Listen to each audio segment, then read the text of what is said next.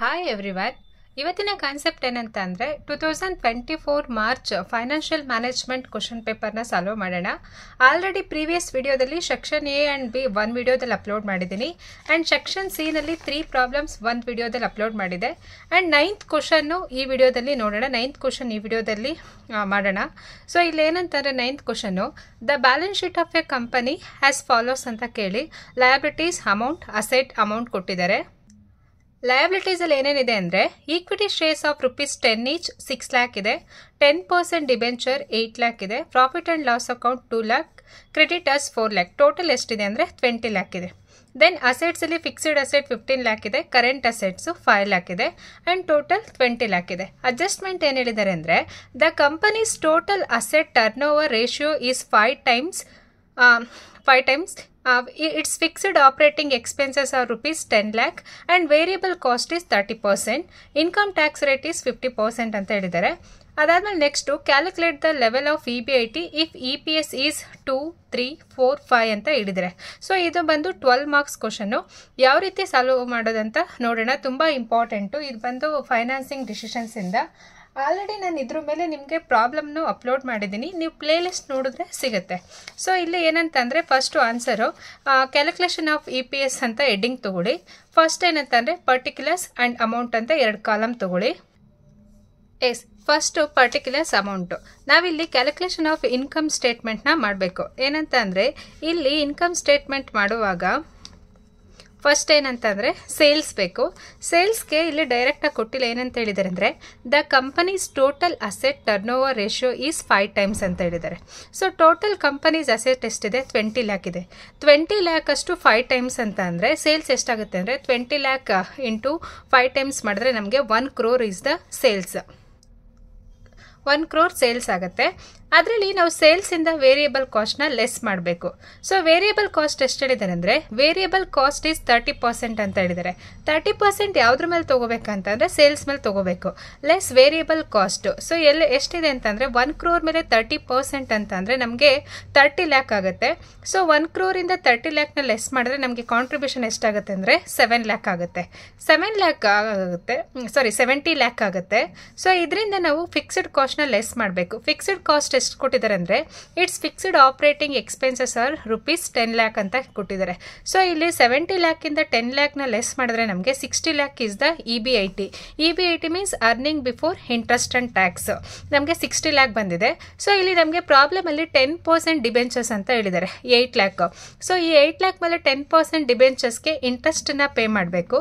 Less interest 8 lakh into 10% ಮಾಡಿದ್ರೆ ನಮಗೆ 80,000 ಬರುತ್ತೆ. ಈ 60 lakh-ಇಂದ 80,000ನ ಲೆಸ್ ಮಾಡಿದ್ರೆ ನಮಗೆ EBT. ಇಲ್ಲಿ EBIT ಐ ಮೀನ್ ಇಂಟ್ರೆಸ್ಟನ್ನ ಲೆಸ್ ಮಾಡಿದ್ರೆ ನಮಗೆ ಅರ್ನಿಂಗ್ ಬಿಫೋರ್ ಟ್ಯಾಕ್ಸ್ ಉಳ್ಕೊಳ್ಳುತ್ತೆ. ಎಷ್ಟಂತಂದರೆ 59,20,000 ಇಸ್ ದ EBT.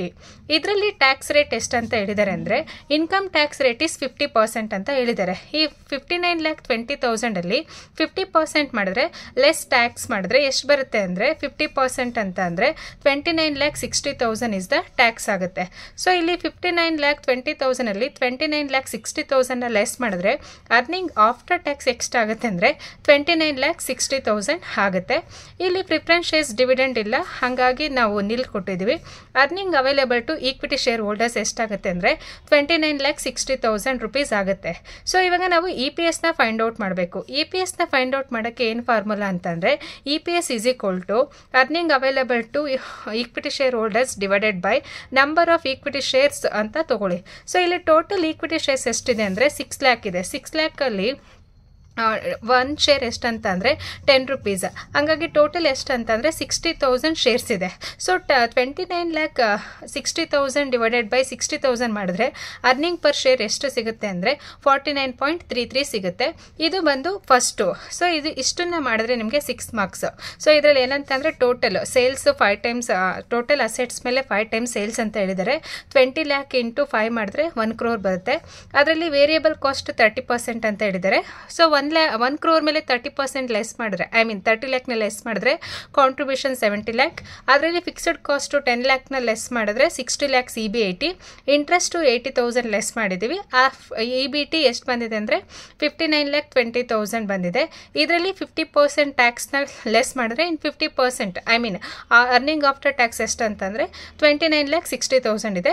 ಸೊ ಇದರಲ್ಲಿ ಟೋಟಲ್ ನಂಬರ್ ಆಫ್ ಶೇರ್ಸ್ ಎಷ್ಟಿದೆ ಅಂದರೆ 60,000 ಡಿವೈಡೆಡ್ 29,60,000 ಡಿವೈಡೆಡ್ ಬೈ 60,000 ಮಾಡಿದ್ರೆ ಅರ್ನಿಂಗ್ ಪರ್ ಶೇರ್ 49.33 ಬರುತ್ತೆ. ಇದಾದ್ಮೇಲೆ ನೆಕ್ಸ್ಟು ಇನ್ನೊಂದು ಪಾರ್ಟ್ ಏನಂದರೆ ಇಲ್ಲಿ ಕೇಳಿದೆ ನೋಡಿ, calculate the level of EB80 if EPS 2, 3, 4, 5 ಅಂತ.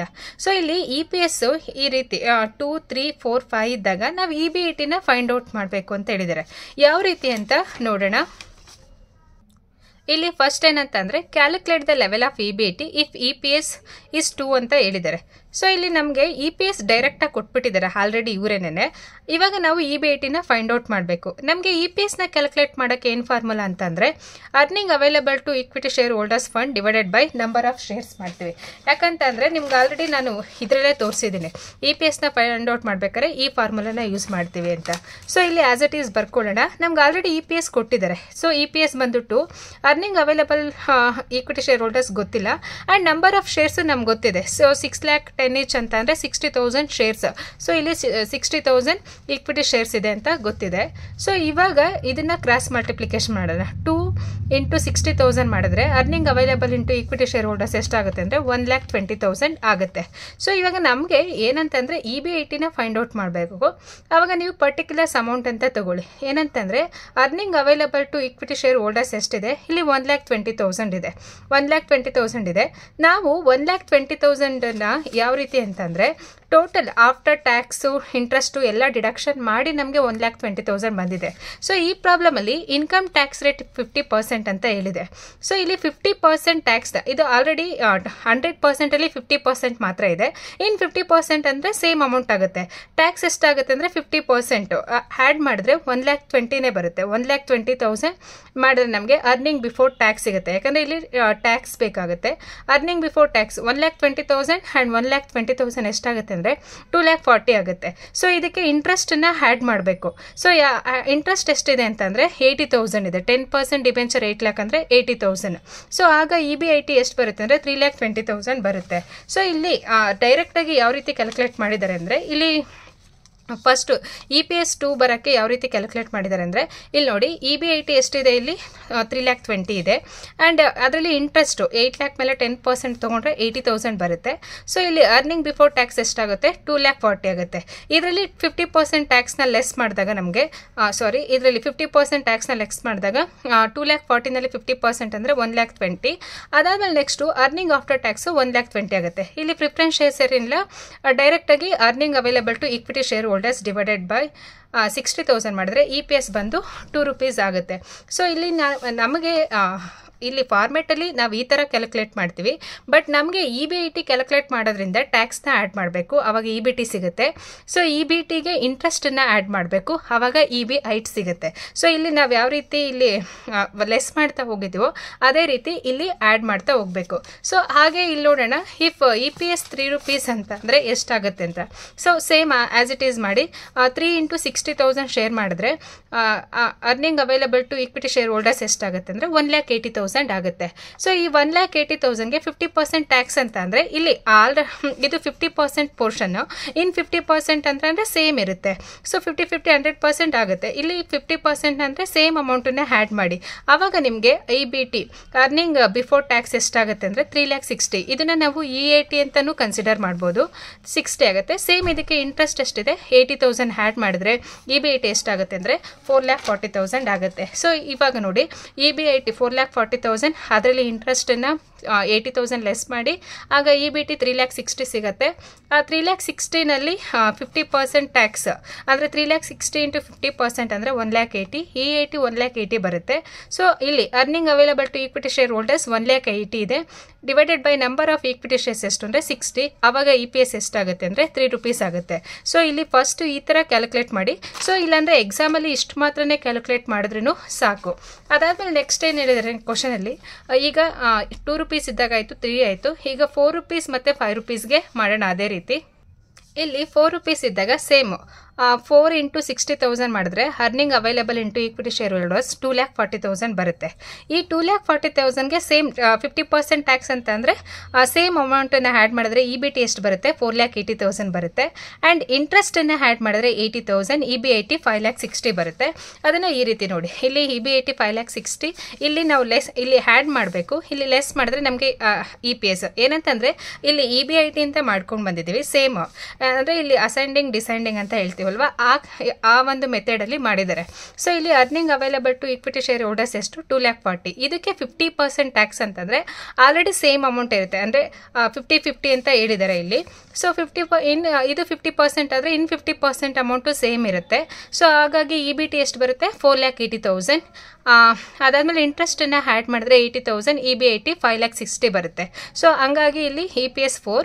ಅದೇ ರೀತಿ EPS 5 ಇದ್ದಾಗ ಸೇಮ್ 5 ಇಂಟು 60,000 ಮಾಡಿದ್ರೆ ನಮಗೆ earning available into equity share holders 3 lakh ಬರುತ್ತೆ. ಈ 3 lakhಗೆ 50% ಅಂದರೆ 3 lakhನ್ನೇ ಆ್ಯಡ್ ಮಾಡಿದಾಗ EBT 6 lakh ಆಗುತ್ತೆ. ಸೊ 6 lakhಗೆ ಇಂಟ್ರೆಸ್ಟು 8,000 ಆ್ಯಡ್ ಮಾಡಿದಾಗ EBIT 6,08,000 ಆಗುತ್ತೆ. ಇಲ್ಲಿ ಏನಂತಂದರೆ ಸೇಮ್ EBIT 6,08,000 ಇದೆ, ಇಂಟ್ರೆಸ್ಟನ್ನು ಲೆಸ್ ಮಾಡಿದ್ರೆ 80,000, ಆಗ EBT ಎಷ್ಟು ಬರುತ್ತೆ, 6 lakh ಬರುತ್ತೆ. ಟ್ಯಾಕ್ಸಲ್ಲಿ 50% ಅಂದರೆ 3 lakhಲ್ಲಿ 50% ಅಂತ ಅಂದರೆ ಇಲ್ಲಿ 1,80,000 ಆಗುತ್ತೆ. ಸಾರಿ, 6 lakhಲ್ಲಿ 50% ಅಂತಂದರೆ 3 lakh ಆಗುತ್ತೆ. ಆಗ EIT ಎಷ್ಟಾಗುತ್ತೆ ಅಂದರೆ ಇಲ್ಲಿ 3 lakh ಆಗುತ್ತೆ. EIT 3 lakh ಆಗುತ್ತೆ. ಸೊ ಅದರಿಂದ ನಮಗೆ ಈ number of equity share 60 divided by ಮಾಡಿದ್ರೆ EPS ಬಂದು 5 ಸಿಗುತ್ತೆ. ಈ ರೀತಿ ಮಾಡಿದ್ರೆ ನಿಮಗೆ ಇದಕ್ಕೆ 6 ಮಾರ್ಕ್ಸು, ಟೋಟಲ್ 12 ಮಾರ್ಕ್ಸ್ಗೆ ಈ ಪ್ರಾಬ್ಲಮ್ನ ಕೇಳಿದ್ದಾರೆ. ಸೊ ನಿಮಗೆ ಒಂದ್ಸರಿ ವಿಡಿಯೋನ ಪಾಸ್ ಮಾಡಿ ಒಂದ್ಸರಿ ಕಂಪ್ಲೀಟಾಗಿ ನೋಡಿ, ಆವಾಗ ನಿಮಗೆ ಅರ್ಥ ಆಗುತ್ತೆ. ಇದಿಷ್ಟನ್ನು ಕೂಡ 9th ಕ್ವಶನ್. ಇದಾದಮೇಲೆ 11th ಕ್ವಶನ್ನ ನೋಡೋಣ. 11th ಕ್ವಶನ್ ಏನಂತ ಅಂದರೆ ಇದು ಬಂದು ಫೈನಾನ್ಸಿಂಗ್ ಡಿಸಿಷನ್ ಚಾಪ್ಟರಿಂದನೇ. ಈ ಚಾಪ್ಟರಿಂದನೇ 24 ಮಾರ್ಕ್ಸ್ಗೆ 2 ಕ್ವಶನ್ ಕೇಳಿದ್ದಾರೆ 12 ಮಾರ್ಕ್ಸಲ್ಲಿ. ಏನಂದರೆ Rahul limited has 30 lakh equity shares of ₹10 each. The company wants to raise another 15 lakh. These are the different financial plan. Tax rate is 50%. All debentures carrying 10% interest first plan ಅಲ್ಲಿ. Second one is all equity ಅಂತ ಕೊಟ್ಟಿದ್ದಾರೆ. Third one ಅಲ್ಲಿ 10 lakh in equity shares and 5 lakh in debentures carrying 10% interest. Fourth one ಅಲ್ಲಿ 5 lakh equity shares and 10 lakh in 10% preference shares ಅಂತ ಕೊಟ್ಟಿದ್ದಾರೆ. Calculate EPS if EBIT 6,75,000 ಅಂತ ಕೊಟ್ಟಿದ್ದಾರೆ. ಇಲ್ಲಿ ಏನಂತಂದರೆ ಕಂಪನಿಲಿ 30 lakh ಈಕ್ವಿಟಿ ಶೇರ್ಸ್ನ 1 ಶೇರು 10 rupees ಆಗಿ ರೈಸ್ ಮಾಡ್ತಾ ಇದ್ದಾರೆ. ಅದ್ರ ಜೊತೆಗೆ ಅಡಿಷ್ನಲಿ ಏನು ಮಾಡ್ತಾ ಇದ್ದಾರೆ ಅಂದರೆ 15 lakhನ್ನು ರೈಸ್ ಮಾಡ್ತಾ ಇದ್ದಾರೆ. ಒಂದು ಈ 15 lakh ಡಿಬೆಂಚರಲ್ಲಿ ಇದ್ದಾಗ ಯಾವ ರೀತಿ ಆಗುತ್ತೆ ಅಂತ 15 lakh, ಮತ್ತು ಇದೇ 15 lakh ಈಕ್ವಿಟಿಲಿ ಇದ್ದಾಗ ಯಾವ ರೀತಿ ಅಂತ ಇಲ್ಲಿ ಥಿಂಕ್ ಮಾಡಬೇಕು. ಯಾಕಂದರೆ the company wants to raise another 15 lakh. Okay, ಅದು ಒಂದು ಡಿಬೆಂಚರಲ್ಲೂ ಆಗ್ಬೋದು ಅಥವಾ ಈಕ್ವಿಟಿಲಿ, ಎರಡು ಕೇಸಲ್ಲೂ ನಾವು ತಗೋಬೇಕು. These are the different financial plans. Tax rate is 50%. ಇಲ್ಲಿ ಫೈನಾನ್ಷಿಯಲ್ ಪ್ಲಾನ್ ಕೊಟ್ಟಿದ್ದಾರೆ. All debentures carrying 10% interest. So debenture ಎಷ್ಟು ಅಂತಂದರೆ 15 lakh. ಆಲ್ ಈಕ್ವಿಟಿ ಅಂತಂದರೆ 15 lakh ಪ್ಲಸ್ ಇದ್ರ ಜೊತೆಗೆ 30 lakh equity shares.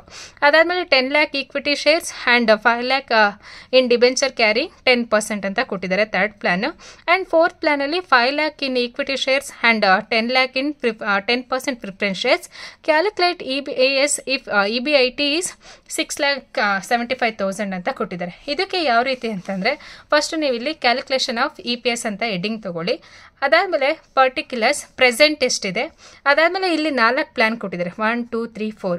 So plan 1, plan 2, plan 3, plan 4 ಅಂತ ಈ ಥರ ಕಾಲಮ್ಸ್ ತೊಗೋಬೇಕಾಗತ್ತೆ. ಓಕೆನಾ. ಇದಾದಮೇಲೆ ನೆಕ್ಸ್ಟ್ ನಮಗೆ ಕ್ಯಾಪಿಟಲ್ ಸ್ಟ್ರಕ್ಚರ್, ಯಾವ್ಯಾವ ರೀತಿ ಕ್ಯಾಪಿಟಲ್ನ ರೈಸ್ ಮಾಡಬೇಕು ಅಂತ ಇದ್ದಾರೆ. ಆ ಟೋಟಲ್ ಕ್ಯಾಪಿಟಲ್ನ ಕ್ಯಾಲ್ಕುಲೇಟ್ ಮಾಡ್ಕೋಬೇಕು.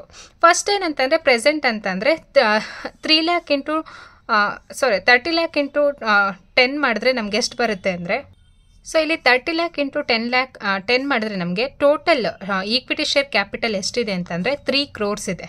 ಸೊ 30 lakh ಇಂಟು 10 ಮಾಡಿಕೊಂಡ್ರೆ ಫಸ್ಟ್ ಪ್ರೆಸೆಂಟಲ್ಲಿ 3 crore, ಪ್ಲ್ಯಾನ್ 1ನಲ್ಲೂ 3 crore, ಪ್ಲ್ಯಾನ್ 2ನಲ್ಲೂ 3 crores, 3ನಲ್ಲೂ 3 ಆ್ಯಂಡ್ ಪ್ಲ್ಯಾನ್ 4ಅಲ್ಲೂ 3 crores. ಇದು ಈಕ್ವಿಟಿ ಶೇರ್ ಕ್ಯಾಪಿಟಲ್ಲು ಕಾಮನ್ ಆಗಿ ಎಲ್ಲ ಪ್ಲ್ಯಾನು. ಇದಾದಮೇಲೆ ನೆಕ್ಸ್ಟು ಅಡಿಷ್ನಲ್ ಪ್ಲ್ಯಾನ್ಸ್ನ ನೋಡ್ತಾ ಹೋಗೋಣ. ಫಸ್ಟ್ ಅಡಿಷ್ನಲ್ ಕ್ಯಾಪಿಟಲ್ ಅಂತ ತೊಗೊಳ್ಳಿ. 10% ಡಿಬೆಂಚರ್ ಅಂತ ಹೇಳಿದ್ದಾರೆ. ಸೊ ಇಲ್ಲಿ ಆಲ್ ಡಿಬೆಂಚರ್ಸ್ ಆರ್ ಕ್ಯಾರಿಂಗ್ 10% ಅಂತಂದರೆ ಪ್ಲ್ಯಾನ್ 1ಅಲ್ಲಿ, ಅಂದರೆ ಇದು ಪ್ರೆಸೆಂಟ್ ಬಿಟ್ಬಿಡಿ, ಪ್ಲ್ಯಾನ್ 1ಅಲ್ಲಿ 15 ಲ್ಯಾಕ್ ಹಾಕಿ. ಅದಾದಮೇಲೆ ನೆಕ್ಸ್ಟ್ ಏನಂತಂದರೆ ಪ್ಲ್ಯಾನ್ 2ನಲ್ಲಿ, ಪ್ಲ್ಯಾನ್ 2 ಅಂತಂದರೆ ಆಲ್ ಈಕ್ವಿಟಿ ಅಂತ ಕೊಟ್ಟಿದ್ದಾರೆ. ಸೊ ಇಲ್ಲಿ ಈಕ್ವಿಟಿ ಶೇರ್ಸ್ ಎಷ್ಟು ಅಂತಂದರೆ 15 ಲ್ಯಾಕು. ಪ್ಲ್ಯಾನ್ 3ನಲ್ಲಿ ಏನಿದೆ ಅಂತಂದರೆ ಪ್ಲ್ಯಾನ್ 3ನಲ್ಲಿ 3 ನೋಡಿ 10 lakh equity shares and 5 lakh debentures ಅಂತ ಕೊಟ್ಟಿದ್ದಾರೆ. ಇಲ್ಲಿ ಡಿಬೆಂಚರ್ಸಲ್ಲಿ 5 ಲ್ಯಾಕ್ ತೊಗೊಳ್ಳಿ ಆ್ಯಂಡ್ ಈಕ್ವಿಟಿ ಶೇರ್ಸಲ್ಲಿ 10 ಲ್ಯಾಕು. ಆ್ಯಂಡ್ ಪ್ಲ್ಯಾನ್ 4ಅಲ್ಲಿ ಏನಂತಂದರೆ equity shares 5 lakh and preference shares 10 lakh. So ಇಲ್ಲಿ ನಿಮಗೆ ಟೋಟಲ್ ಎಲ್ಲ ಬರೆದ್ಬಿಡಿ. ಅಡಿಷ್ನಲ್ ಕ್ಯಾಪಿಟಲಲ್ಲಿ 10% ಡಿಬೆಂಚರು, ಈಕ್ವಿಟಿ ಶೇರ್ಸು ಮತ್ತು 10% ಪ್ರಿಫರೆನ್ಸ್ ಶೇರ್ಸ್ ಅಂತ. ಸೊ ಇಲ್ಲಿ 10% ಡಿಬೆಂಚರ್ಸ್ ಒಂದು ಪ್ಲ್ಯಾನ್ 1ಅಲ್ಲಿ ಕೊಟ್ಟಿದ್ದಾರೆ ಆ್ಯಂಡ್ ಪ್ಲ್ಯಾನ್ 3ನಲ್ಲಿ 5 ಲ್ಯಾಕ್ ಇದೆ. ಸೊ ಪ್ಲ್ಯಾನ್ 1ನಲ್ಲಿ 15 ಲ್ಯಾಕ್, ಪ್ಲ್ಯಾನ್ 3ನಲ್ಲಿ 5 ಲ್ಯಾಕು.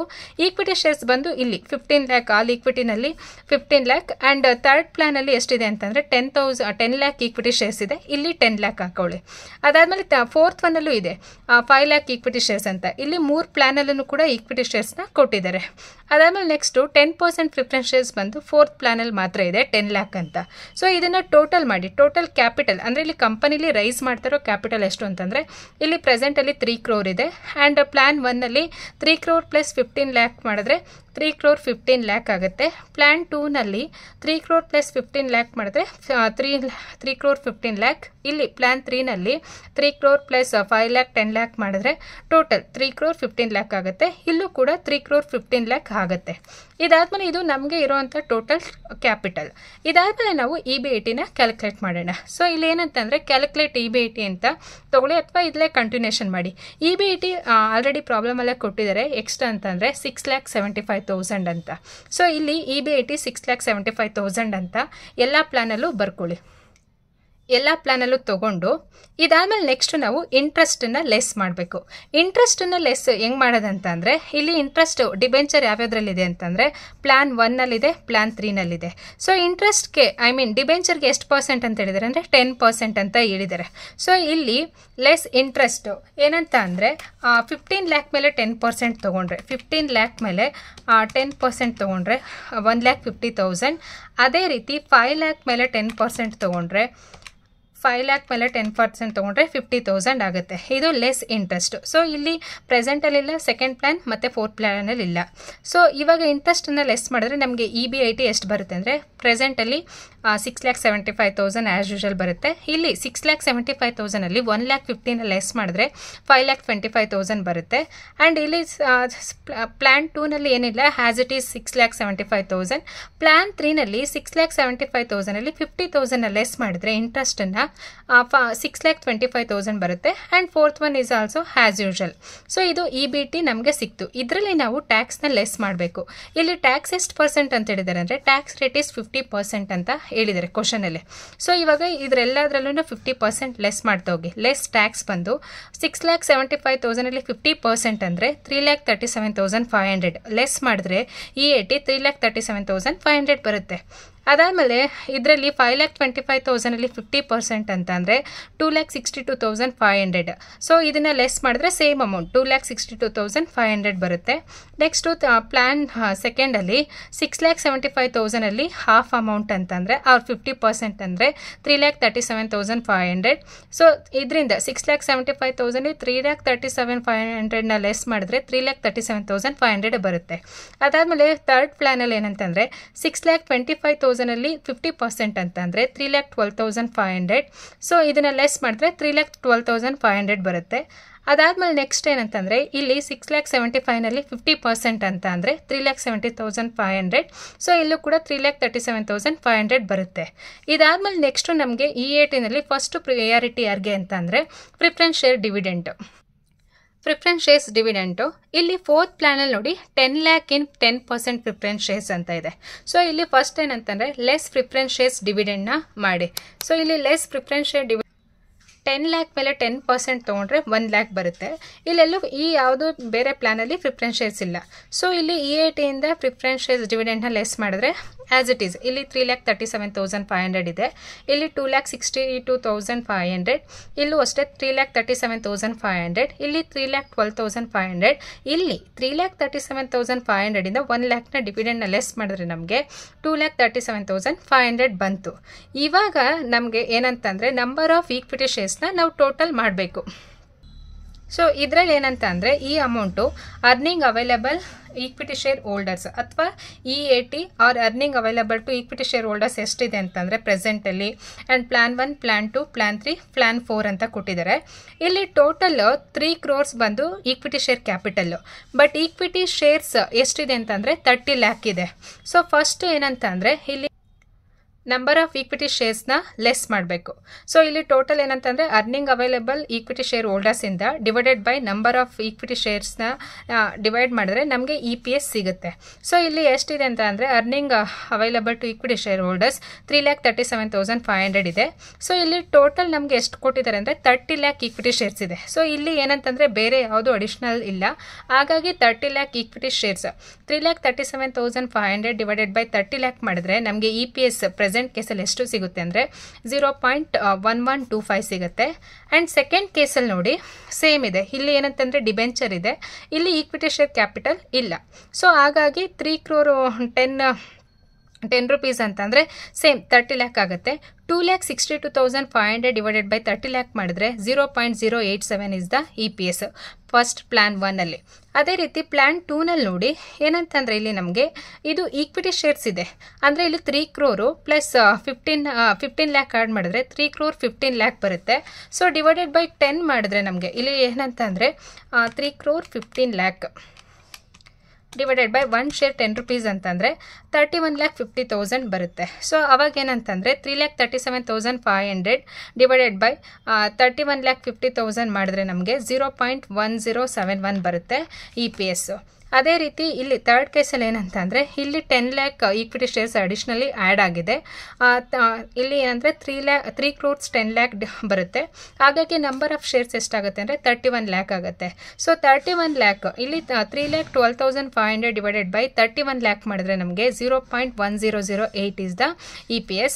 ಅದೇ ರೀತಿ ಫೋರ್ತ್ ಪ್ಲ್ಯಾನಲ್ಲಿ ಎಷ್ಟಂತ ಅಂದರೆ 3 ಲ್ಯಾಕ್ ಇದೆ, ಅದ್ರ ಜೊತೆಗೆ 5 ಲ್ಯಾಕ್ ಈಕ್ವಿಟಿ ಶೇರ್ಸ್ ಇದೆ. ಹಂಗಾಗಿ ಎಷ್ಟಾಗುತ್ತೆ ಅಂದರೆ ಇಲ್ಲಿ ಟೋಟಲ್ಲು ನಮಗೆ 3 crore 5 ಲ್ಯಾಕ್ ಆಗುತ್ತೆ. So 3 crore 5 lac divided by ಇಲ್ಲಿ ನೋಡಿ 3 crore 5 ಲ್ಯಾಕ್ ಡಿವೈಡೆಡ್ ಬೈ 10 ಮಾಡಿದ್ರೆ ನಮಗೆ 30,50,000 ಬರುತ್ತೆ. ಸೊ ಇವಾಗ 2,37,500 ಡಿವೈಡೆಡ್ ಬೈ 30,50,000 ಮಾಡಿದ್ರೆ ನಮಗೆ EPS ಎಷ್ಟು ಸಿಗುತ್ತೆ ಅಂದರೆ 0.077 ಸಿಗುತ್ತೆ. ಇದು EPS. ನಿಮಗೆ ಇಷ್ಟು ಕ್ಯಾಲ್ಕುಲೇಟ್ ಮಾಡಿದ್ರೆ 12 ಮಾರ್ಕ್ಸ್ ಇರುತ್ತೆ. ಸೊ ಇಲ್ಲಿ ಪ್ರೆಸೆಂಟಲ್ಲೂ ಮಾಡಬೇಕು, plan first, plan 2, plan 3 and plan 4. So ಇಲ್ಲಿ ಏನಂತ ಅಂದರೆ ಇಲ್ಲಿ ಕನ್ಫ್ಯೂಷನ್ ಆಗಬೇಡಿ. The company wants to raise another 15 lakh ಕೊಟ್ಟಿದ್ರಲ್ವ, ಇದು ಆಲ್ ಡಿಬೆಂಚರ್ಸ್ಗೂ 15 ಲ್ಯಾಕ್ ಅಪ್ಲೈ ಆಗುತ್ತೆ ಆ್ಯಂಡ್ ಆಲ್ ಈಕ್ವಿಟಿಗೂ ಅಪ್ಲೈ ಆಗುತ್ತೆ. ಸೊ ಇದಿಷ್ಟನ್ನು ಮಾಡಿದ್ರೆ ನಿಮಗೆ 12 ಮಾರ್ಕ್ಸ್. ಇದು last year paper Bengaluru university question paper. According to scheme of valuation ಮೇಲೇ ನಾನು ಆನ್ಸರ್ನ ಮಾಡಿದ್ದೀನಿ. ಏನಾದರೂ ಮಿಸ್ಟೇಕ್ ಇದ್ದರೆ ಪ್ಲೀಸ್ ಕನ್ಸಿಡರ್ ಮಾಡಿ. And thank you for everyone who are all watching my videos. Thank you. If you are understanding my video means please share with your friends, and thank you so much. Please do subscribe my channel. Thank you so much. All the best for your exam. Do well. Thank you.